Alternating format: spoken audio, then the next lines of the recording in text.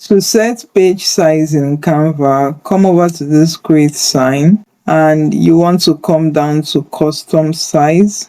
From here, if you know the design size you want to work with, you can input it in this place. If you look at here, you will see that this is the unit.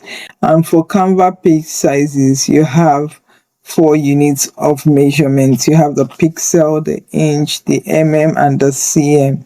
Whichever size you're going to work with, it's helpful to select that from here. And from here, you want to enter your width. I'm going to enter 8,000, and here you want to enter your height. I'm going to enter 3125, and you click on create a new design. This is the highest document size you can find in Canva, the highest page size you can find here in Canva.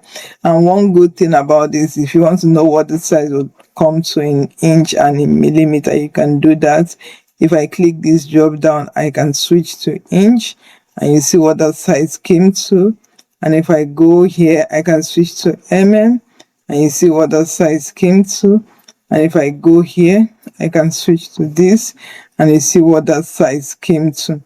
So I'm going to leave it on pixel and I'm going to click on create a new design, which opens up a blank new design in the Canva editor, and you can start to build out your design. If at any point you want to custom this page size you created, you can right click on your mouse and come here to resize page, and you can also do the same custom size or search the size of documents. Say I want to do A4, enter that, you see the document size begin to come out.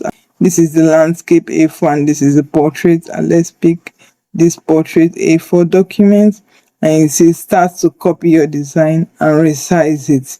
If you don't want to use this one anymore, you can delete this page like this and you have this one left to work with.